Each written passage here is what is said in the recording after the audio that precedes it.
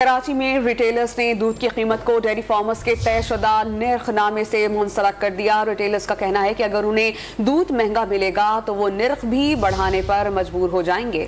मजीद जानते हैं don news के नुमाइंदे सैयद वसीम से। वसीम, बताएगा क्या मौक़िफ़ सामने आया है रिटेलर्स का, दूध कितना महंगा किया जा सकता है?